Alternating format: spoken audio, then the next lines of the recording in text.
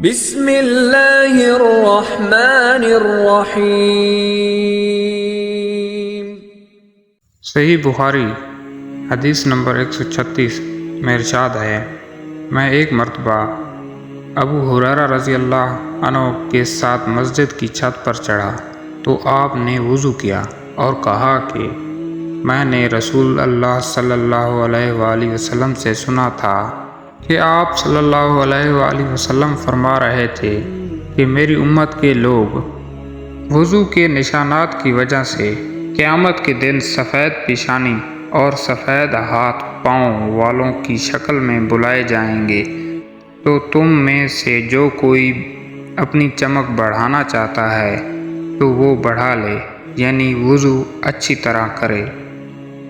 صحیح بخاری کی حدیث نمبر 36 میں ارشاد ہے، آپ صلی اللہ علیہ وآلہ وسلم نے فرمایا کہ جو شخص اللہ کی راہ میں جہاد کے لیے نکلا، اللہ اس کا ضامن ہو گیا۔ اللہ تعالیٰ فرماتا ہے، اس کو میری ذات پر یقین اور میرے پیغمبروں کی تصدیق نے اس سرفروشی کے لیے گھر سے نکالا ہے۔ میں اس بات کا ضامن ہوں کہ یا تو اس کو واپس کر دوں ثواب اور مال غنیمت کے ساتھ، یا شہید ہونے کے بعد جنت میں داخل کر دوں۔ رسول اللہ صلی اللہ علیہ وآلہ وسلم نے فرمایا، اگر میں اپنی امت پر اس کام کو دشوار نہ سمجھتا